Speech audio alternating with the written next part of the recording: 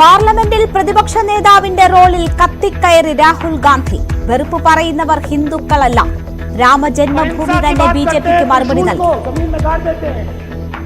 और जो लोग अपने आप को हिंदू कहते हैं वो 24 घंटा हिंसा हिंसा हिंसा, नफरत नफरत नफरत, असत्य सत्य असत्य.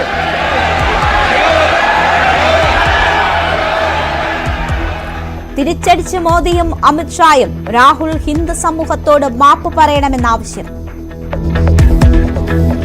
विषय बहुत गंभीर है. पूरे हिंदू समाज को हिंसक कहना ये गंभीर विषय है. कि श्री राहुल गांधी नेता प्रतिपक्ष पहला भाषण होने के बावजूद माफी मांगनी चाहिए. न केवल सदन, पूरे देश की माफी मांगनी. സഭയിൽ ആളിക്കത്തി മണിപ്പൂരും അഗ്നിവീർ.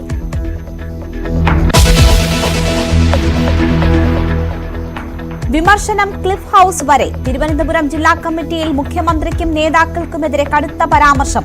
മുഖ്യമന്ത്രിയുടെ ഓഫീസിൽ സാധാരണക്കാർക്ക് പ്രവേശനമില്ല. മാധ്യമങ്ങളെ എതിരാക്കി.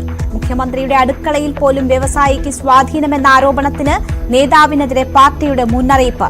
വെള്ളാപ്പള്ളിയെ ബിജെപി പ്രചരണായുധമാക്കിയെന്നും വിലയിരുത്തൽ.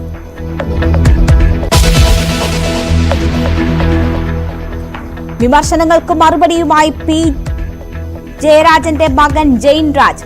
നാട്ടിലോ വിദേശത്തോ അച്ഛന്റെ സഹായത്തോടെ ബിസിനസ് ഇല്ല. വീട് വെച്ചത് പ്രവാസ ജീവിതത്തിൽ നിന്ന് മിച്ചം വെച്ച തുകയും അമ്മ വായ്പയെടുത്ത തുകയും കൊണ്ട്. പോസ്റ്റിന് കൊട്ടേഷൻ സംഘത്തിന്റെ പിന്തുണ വേണ്ടെന്നും ജെയിൻ.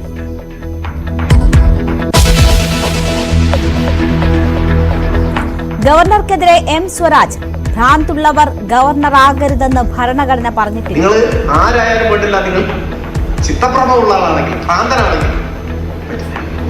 എന്നാൽ ഈ നിബന്ധനയില്ലാത്ത ഒരേ ഒരു സ്ഥാനം മാത്രമേ ഇന്ത്യൻ ഭരണഘടനയിലുള്ളൂ, അത് ഗവർണറാണ്. ഗവർണറാകണമെങ്കിൽ ഈ നിബന്ധനയില്ല. അത് വളരെ കൗതുകരമായിട്ട് നമുക്ക് തോന്നുന്നു.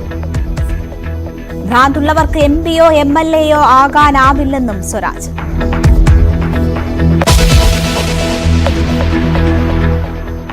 വായ്പാ ബാധ്യതയുള്ള ഭൂമി വിൽക്കാൻ കരാറുണ്ടാക്കി വഞ്ചിച്ചു. ഭാര്യയുടെ പേരിലുള്ള ഭൂമി ജപ്തി ചെയ്തതോടെ സംസ്ഥാന പോലീസ് മേധാവി കുരുക്കിൽ.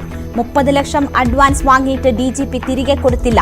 ബാധ്യത മറച്ചുവെച്ചാണ് കരാറുണ്ടാക്കിയതെന്ന് പരാതി നൽകിയ ഉമർ ഷരീഫ്. ഇപ്പോഴും ഞാൻ ആവശ്യപ്പെടുന്നത് എനിക്ക് ഇതുപോലെ ഒരാളിനോട് ഏറ്റുമുട്ടാൻ മാത്രം ഉള്ള ഒരു ശേഷിയൊന്നുള്ള ആളല്ല. ഇനിയിപ്പോൾ നമുക്കൊരു ഭയമുള്ളതെന്ന് പറഞ്ഞാൽ ഇവർ ഏതെങ്കിലും ലെവലിൽ നമ്മളെ ഏതെങ്കിലും ലെവലിൽ ബുദ്ധിമുട്ടിക്കുമോ മീൻസ് മനസ്സിലാവുമല്ലോ. ആ ഒരു ഭയം ഇല്ലാതില്ല. ഇപ്പോഴും ഞാൻ പറയുന്നത് എൻ്റെ പണം തിരികെ തരികയും ഈ കേസിൽ നിന്ന് എന്നെ റിലീസ് ചെയ്യുക എന്നുള്ളത് മാത്രമേ നമുക്ക് പറയാനുള്ളൂ. കൃത്യമായ കരാറെന്നും നിയമപരമായി മുന്നോട്ടു പോകുമെന്നും ഷെയ്ഖ് ദർവേഷ് സാഹിബ്.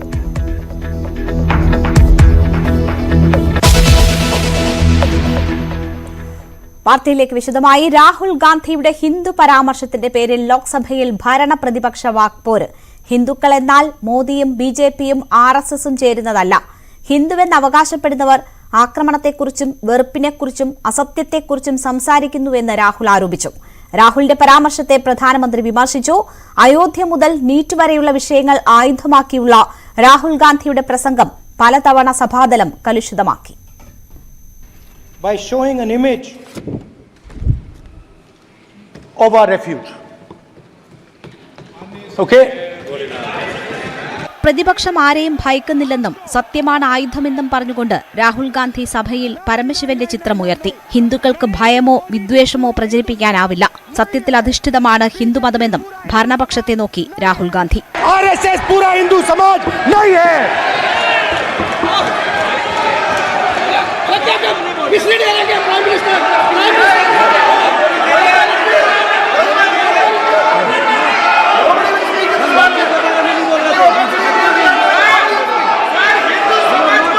भूपेंद्र यादव जी, ये ठेका नहीं है बीजेपी का. भूपेंद्र यादव जी बोलना चाहते हैं आप? ये सब हिंदू हैं यहाँ पे. ये सब हिंदू हैं. ഇതോടെ സഭയിൽ ഭരണ പ്രതിപക്ഷ വാക്കേറ്റമായി. രാഹുലിന്റെ ഹിന്ദു പരാമർശം ഗൗരവതരമെന്ന് പ്രധാനമന്ത്രി. ये विषय बहुत गंभीर है. पूरे हिंदू समाज को हिंसक कहना ये गंभीर विषय है। बीजेपी को आपको ഹിന്ദുക്കളുടെ വികാരം വ്രണപ്പെടുത്തുന്നതാണ് പരാമർശമെന്നും സഭാ നടപടികളെക്കുറിച്ച് അറിയില്ലെങ്കിൽ ട്യൂഷന് പോകണമെന്നും അമിത്ഷാ. श्री राहुल गांधी नेता प्रतिपक्ष पहला भाषण होने के बावजूद माफी मांगनी चाहिए, न केवल सदन पूरे देश की माफी मांगनी। സഭയുടെ അന്തസ്സ് പുലർത്തണമെന്ന് സ്പീക്കറും ഓർമ്മിപ്പിച്ചു. അയോധ്യ മുതൽ ED വരെ പരാമർശിച്ചായിരുന്നു ഭരണപക്ഷത്തെ ലക്ഷ്യമാക്കിയുള്ള രാഹുലിന്റെ വിമർശനങ്ങൾ. അയോധ്യയിലെ ജനങ്ങൾക്ക് മോദിയെ പേടിയാണെന്ന് രാഹുൽ പറഞ്ഞു. മണിപ്പൂരിൽ കലാപമില്ലെന്നാണ് പ്രധാനമന്ത്രി പറയുന്നത്. അഗ്നിവീർ സർക്കാരിന് മികച്ചതാണെങ്കിലും യുവത്വത്തിന് അങ്ങനെയല്ല. കർഷക സമരം, നീറ്റ് വിഷയമെല്ലാം രാഹുൽ ഉന്നയിച്ചു. നിരന്തര വിമർശനങ്ങളിൽ വാദപ്രതിവാദങ്ങൾ ഉയർന്നതോടെ സഭാതലം കലുഷിതമായി. ന്യൂസ് 18 ഡൽഹി.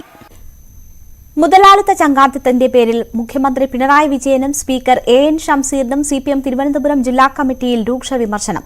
BJP ബന്ധമുള്ള വ്യവസായി ക്ലിഫ് ഹൌസിൽ കയറിയിറങ്ങുന്നുവെന്ന് CPM തിരുവനന്തപുരം ജില്ലാ കമ്മിറ്റിയിൽ വിമർശനം ഉന്നയിച്ച നേതാവിനെതിരെ നടപടി മുന്നറിയിപ്പ് നൽകി സംസ്ഥാന സെക്രട്ടേറിയറ്റ് അംഗം M സ്വരാജ്. ജില്ലാ കമ്മിറ്റി അംഗം കരമന ഹരിയാണ് മുഖ്യമന്ത്രിക്കെതിരെ അതീവ ഗൌരവ സ്വഭാവമുള്ള ആരോപണമുയർത്തിയത്. തലസ്ഥാനത്തെ ഒരു വ്യവസായിയുമായി സ്പീക്കർ AN ഷംസീറിന് ബിസിനസ് ബന്ധമുണ്ടെന്നും വിമർശനമുയർന്നു. മേയറും കുടുംബവും നടുറോഡിൽ കാണിച്ചത് ഗുണ്ടായിസമാണെന്നും ബസിൽ നിന്ന് മെമ്മറി കാർഡ് കിട്ടിയിരുന്നുവെങ്കിൽ പാർട്ടി കുടുങ്ങുമായിരുന്നുവെന്നും അംഗങ്ങൾ ചൂണ്ടിക്കാട്ടി. ക്ലിഫ് ഹൗസിന്റെ അടുക്കള വരെ കയറിയിറങ്ങാൻ സ്വാധീനമുള്ള ഒരു വ്യവസായി, മറ്റൊരാൾക്ക് മുറ്റത്ത് വരെ പോകാൻ സ്വാതന്ത്ര്യം. ഇതിലൊരാൾ BJP നേതാക്കളുമായി അടുത്ത ബന്ധമുള്ളയാളാണ്. അമിത്ഷാ ഉൾപ്പെടെയുള്ള നേതാക്കളും അവരുടെ മക്കളും തലസ്ഥാനത്ത് വന്നാൽ പത്മനാഭസ്വാമി ക്ഷേത്രത്തിൽ കൊണ്ടുപോകുന്നതും ഇയാളാണ്. ഇത്തരമൊരാൾക്ക് എന്താണ് ക്ലിഫ് ഹൗസിൽ കാര്യം? ജില്ലാ കമ്മിറ്റി അംഗങ്ങൾക്ക് ക്ലിഫ് ഹൗസിൽ കയറണമെങ്കിൽ ഇവരുടെ ആരുടെയെങ്കിലും ശുപാർശ വേണം. ഇങ്ങനെ പോയി മുഖ്യമന്ത്രിയുടെ അടുപ്പക്കാർക്ക് വ്യവസായികളുമായുള്ള ബന്ധം ചൂണ്ടിക്കാട്ടി കരമന ഹരിയുടെ വിമർശനം. ഇതോടെ സംസ്ഥാന സെക്രട്ടേറിയറ്റിൽ നിന്ന് ജില്ലാ കമ്മിറ്റിയിൽ പങ്കെടുത്ത M സ്വരാജ് ഇടപെട്ടു. ഇത്തരം ആരോപണങ്ങൾ ശരിയല്ല.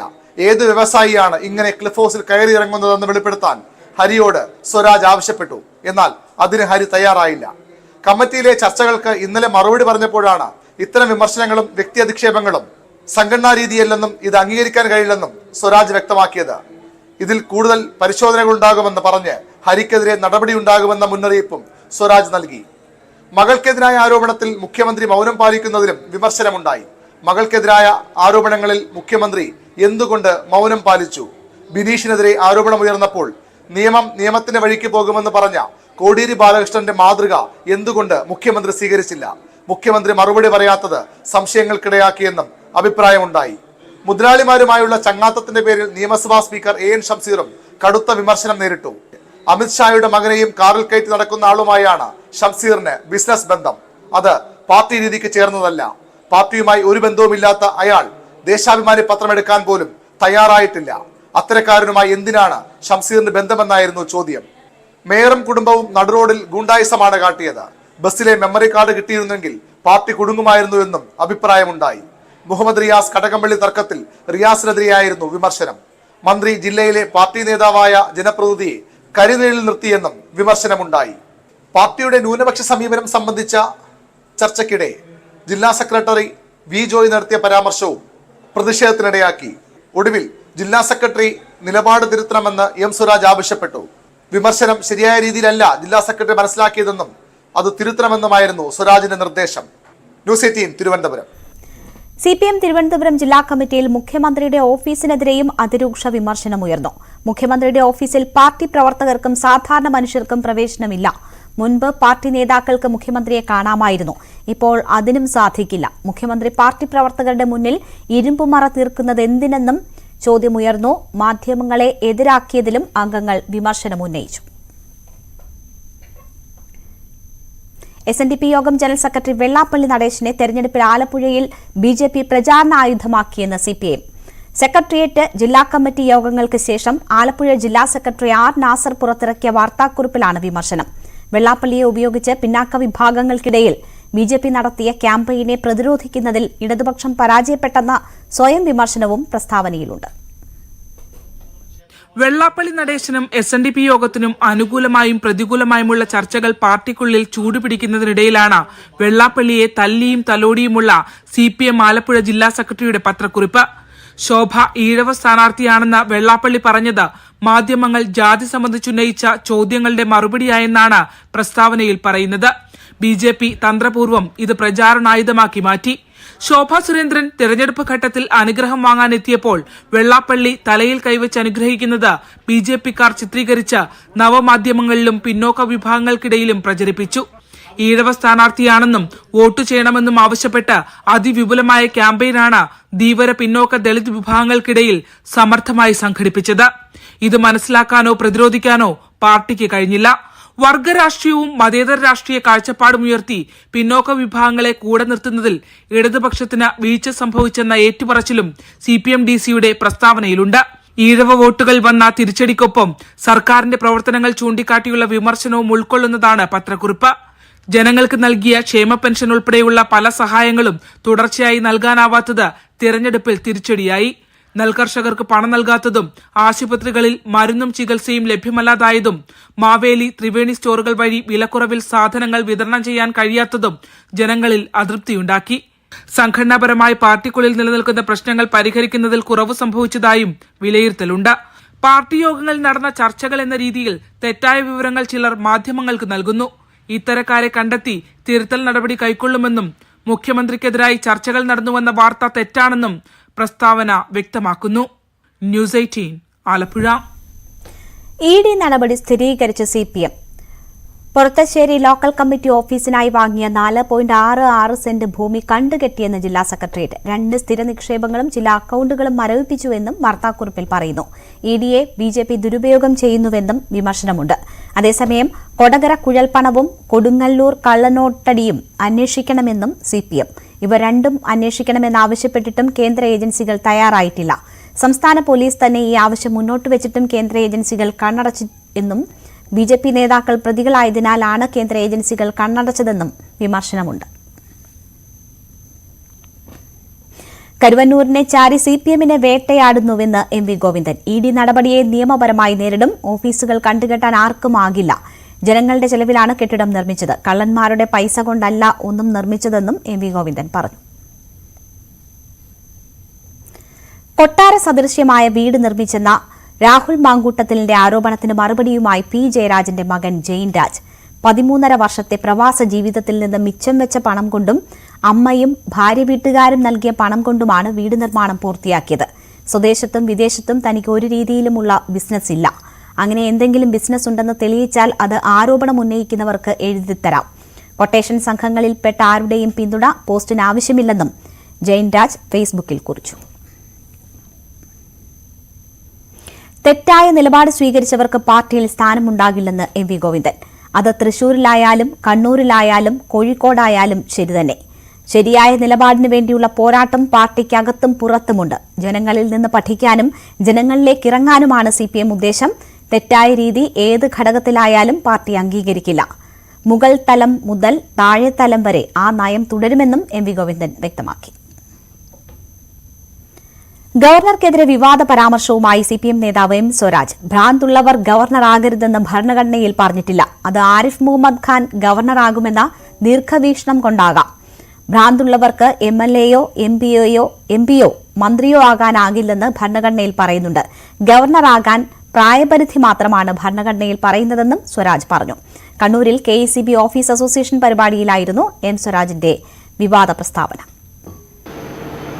വിവരദോഷം ഇപ്പൊ ഗവർണർ ആണെങ്കിലും ഉണ്ടാവാൻ പാടില്ല എന്ന് ഭരണഘടനയിൽ എഴുതിയിട്ടില്ല. ഭരണഘടനയിൽ ഒരുപാട് രസങ്ങളുണ്ട്. ഭരണഘടന എല്ലാവരും വായിക്കണേ. ഭരണഘടനയിലെ ഒരു പ്രത്യേകത MLA ആകണമെങ്കിൽ MP ആകണമെങ്കിൽ തദ്വാര മന്ത്രിയാവണമെങ്കിൽ മുഖ്യമന്ത്രി ആവണം. കാരണം MLA ആവണമല്ലോ, മന്ത്രി ആവണമെങ്കിൽ മുഖ്യമന്ത്രി ആവണം. പ്രധാനമന്ത്രി ആവണമെങ്കിലും ഒക്കെ, കേന്ദ്രമന്ത്രി ആവണമെങ്കിൽ സ്പീക്കർ ആവണമെങ്കിലും ഒക്കെ എന്ത് വേണം? MP ആവണം. അപ്പോ ഈ ചുമതലകൾ നിർവഹിക്കണമെങ്കിൽ ചില യോഗ്യതകൾ വേണം. അത് ഭരണഘടന പറയുന്നത്. ഭരണഘടന കൃത്യമായി എഴുതി വെച്ചിട്ടുണ്ട് ആർട്ടിക്കിൾ. ആ യോഗ്യതകളിൽ ഒരു യോഗ്യത എന്താണ്? ഒരു യോഗ്യത സ്ഥിരബുദ്ധി ഉണ്ടായിരിക്കണം. ചിത്തഭ്രമ ഉണ്ടാവാൻ ഭ്രാന്തുണ്ടാവില്ല പാടില്ല. നിങ്ങൾ ആരായാലും വേണ്ടില്ല, നിങ്ങൾ ചിത്തഭ്രമമുള്ള ആളാണെങ്കിൽ, ഭ്രാന്തനാണെങ്കിൽ എന്നാൽ ഈ നിബന്ധനയില്ലാത്ത ഒരേ ഒരു സ്ഥാനം മാത്രമേ ഇന്ത്യൻ ഭരണഘടനയിലുള്ളൂ, അത് ഗവർണറാണ്. ഗവർണർ ആകണമെങ്കിൽ ഈ നിബന്ധനയില്ല. അത് വളരെ കൗതുകരമായിട്ട് നമുക്ക് തോന്നി. ഒരുപക്ഷെ കോൺസ്റ്റിറ്റ്യൂട്ട് അസംബ്ലിയിലെ ദീർഘവീക്ഷണമുള്ള ആളുകൾ ഭാവിയിൽ ആരിഫ് മുഹമ്മദ് ഖാൻ കേരളത്തിന്റെ ഗവർണറാകുമെന്ന് കരുതിയിട്ടോ മറ്റോ ഈ വകുപ്പ് ഒഴിവാക്കിയതാണോ എന്ന് പറയാൻ നമുക്ക് സാധിക്കില്ല. 35 വയസ്സ് തികണമെന്ന് മാത്രമേ പറഞ്ഞിട്ടുള്ളൂ ഗവർണറുടെ കാര്യത്തിൽ. ബാക്കി കാര്യത്തിലൊന്നും അതിന് പറഞ്ഞില്ല. അതവിടെ നിൽക്കട്ടെ. പറഞ്ഞു വന്നത് ഗവർണർ ഒരിക്കലും ഇത് പറയാൻ പാടില്ലായിരുന്നു, ഇത് വൈദേശികമാണെന്ന് പറയാൻ പാടില്ലായിരുന്നു. കാരണം എന്താണ്, ഗവർണർ എന്ന പദവി ഇന്ത്യൻ ഭരണഘടനയുടെ ഭാഗമാണ്. അതാണ് ഭരണഘടനാ സ്ഥാപനം എന്നൊക്കെ പറയുന്നത്. അതുകൊണ്ടാണ് DGP ഷേഖ് ദർവേഷ് സാഹിബിന്റെ ഭാര്യയുടെ പേരിലുള്ള ഭൂമി ജപ്തി ചെയ്ത് കോടതി. വായ്പാ ബാധ്യതയുള്ള ഭൂമി വിൽക്കാൻ കരാറുണ്ടാക്കിയ ശേഷം ലംഘിച്ചതിനാണ് പേരൂർക്കട മണികണ്ഠേശ്വരത്തുള്ള 10.5 സെന്റ് വസ്തു തിരുവനന്തപുരം അഡീഷണൽ സബ് കോടതി ജപ്തി ചെയ്തത്.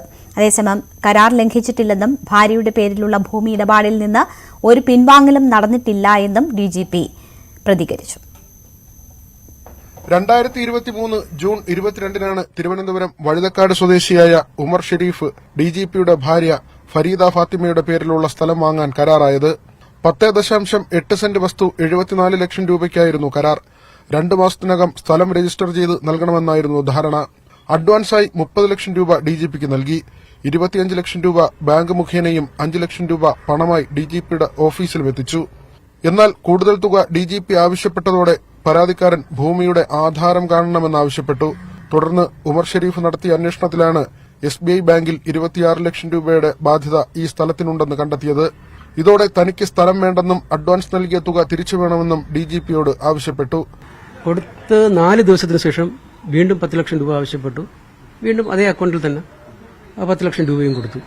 അത് കഴിഞ്ഞ് ഒരു 4-5 ദിവസം കഴിഞ്ഞപ്പോൾ വീണ്ടും 5 ലക്ഷം രൂപ പണമായിട്ട് ആവശ്യപ്പെട്ടു.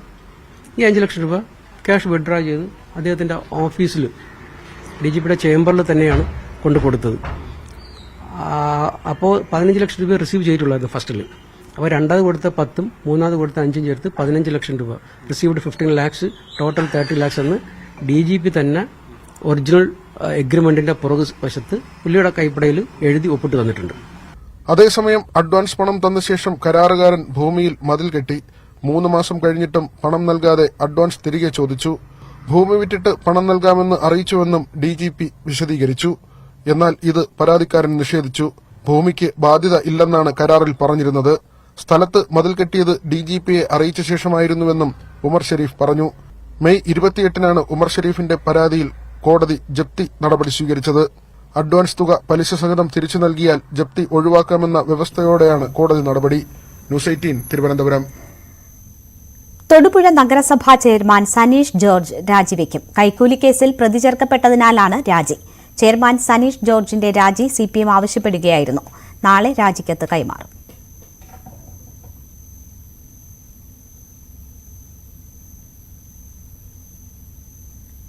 ന്യൂസ് 18 വാർത്ത നിയമസഭയിൽ പരാമർശിച്ച് മന്ത്രി മുഹമ്മദ് റിയാസ്.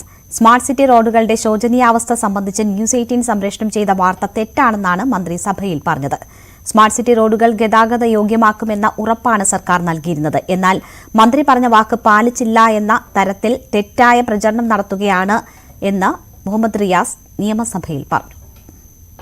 ഗതാഗത യോഗ്യമാക്കുമെന്നുള്ള ഉറപ്പാണ് സർക്കാർ നൽകിയത്. ഗതാഗത യോഗ്യമാക്കി. എന്നാൽ ഗതാഗത യോഗ്യമാക്കൽ മാത്രമല്ല, സ്മാർട്ട് സിറ്റി റോഡിൽ കൾവർട്ട് വേണം, ഡക്റ്റ് വേണം, മറ്റു പലതും വേണം. അതിന്റെ പ്രവൃത്തി നടക്കുമ്പോൾ പറഞ്ഞ വാക്ക് പാലിച്ചില്ല എന്ന നിലയിൽ വാർത്ത കൊടുക്കുന്ന സ്ഥിതിയാണുള്ളത്.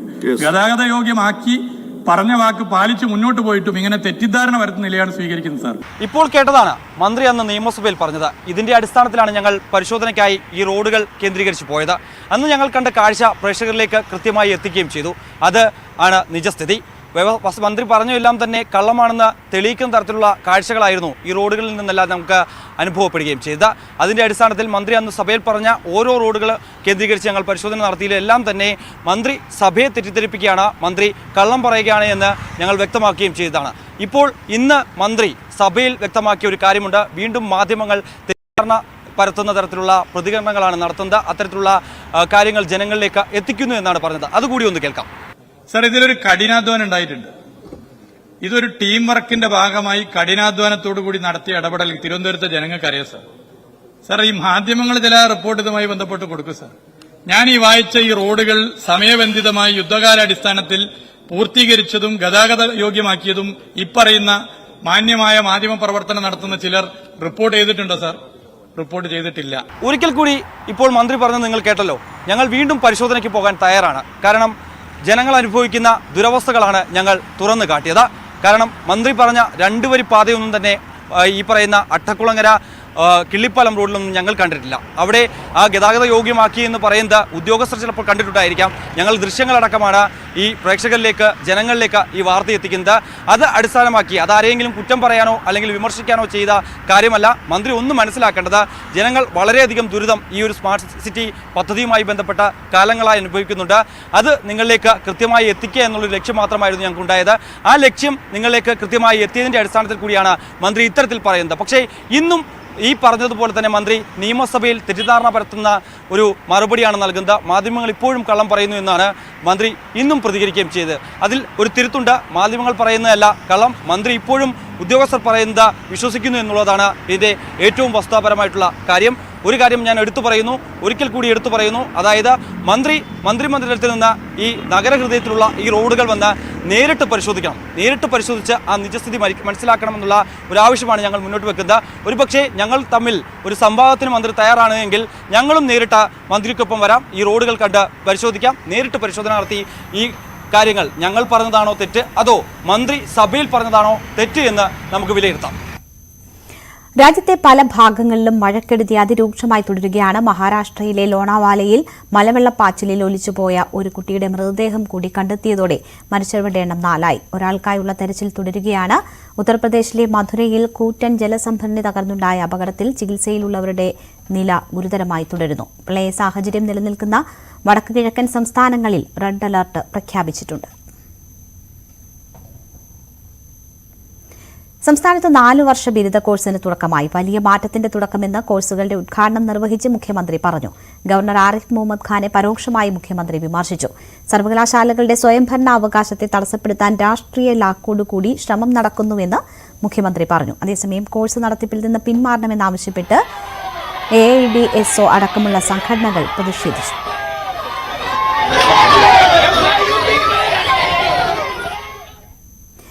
സർവകലാശാലകളിലെ സ്ഥിരം VC നിയമനവുമായി ബന്ധപ്പെട്ട ഗവർണറുടെ ഉത്തരവ് ചോദ്യം ചെയ്യുമെന്ന് സർക്കാർ ഹൈക്കോടതിയിൽ. സെർച്ച് കമ്മിറ്റി രൂപീകരിച്ചതുകൊണ്ടുള്ള ഉത്തരവാണ് ചോദ്യം ചെയ്യുക. VC നിയമന ഹർജി ജൂലൈ 17 വീണ്ടും പരിഗണിക്കും. മന്ത്രി സജി ചെറിയാനെ തിരുത്തി മുഖ്യമന്ത്രി പിണറായി വിജയൻ. അറിവിനെ വിമർശന ബുദ്ധിയോടെ സമീപിക്കാതിരിക്കുകയാണ് വേണ്ടത്. കാലം മാറുന്നതിനനുസരിച്ച് മാറ്റങ്ങൾ ഉൾക്കൊള്ളണം. പരീക്ഷ മുന്നിൽ കണ്ടുള്ള പഠനം ഇനി ഉണ്ടാകില്ല. വിദ്യാർത്ഥികൾക്ക് ഇഷ്ടമുള്ള വിഷയങ്ങൾ പഠനവിധേയമാക്കാം. വിദ്യാർത്ഥികളുടെ കഴിവിനെ ഉയർത്തിക്കൊണ്ടുവരാനുള്ള സാധ്യതകൾ ഉണ്ടാകുമെന്നും മുഖ്യമന്ത്രി പറഞ്ഞു.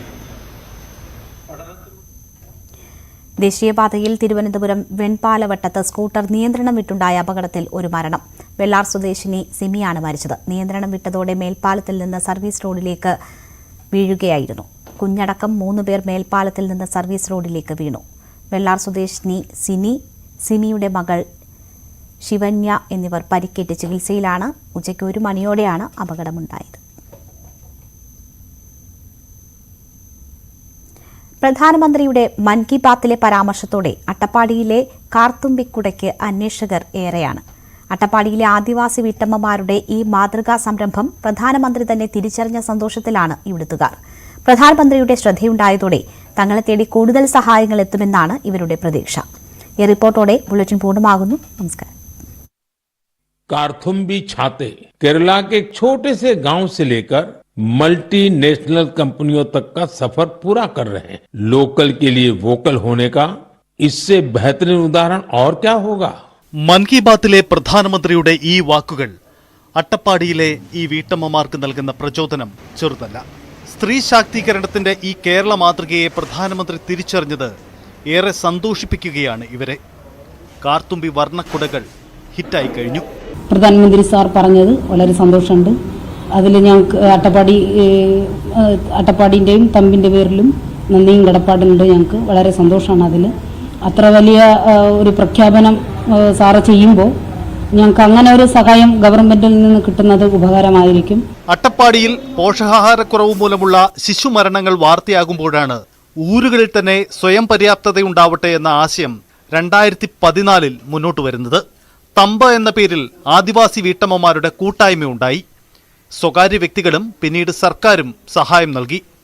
അങ്ങനെ മനോഹരമായ കാർത്തുമ്പി വർണ്ണക്കുടകൾ ഊരുകളിൽ തന്നെ നിർമ്മിച്ചു. 7 ലക്ഷം രൂപ നമ്മൾ ആദ്യം സമാഹരിച്ച് അങ്ങനെയാണ് ഇതിന്റെ തുടക്കം വരുന്നത്. അപ്പോൾ അതിൽ അവർ 7 ലക്ഷം രൂപ തരുമ്പോൾ നമ്മൾ പറഞ്ഞിരുന്നത് അത് തിരിച്ചു കൊടുക്കും എന്ന് പറഞ്ഞിട്ടുണ്ടായി.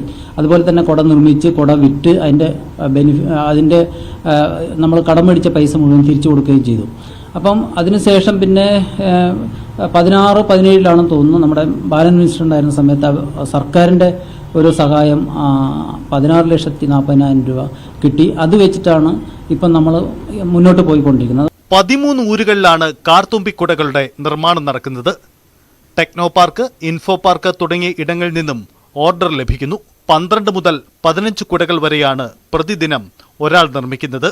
ഒരു കുടയ്ക്ക് 30 രൂപ പ്രതിഫലം.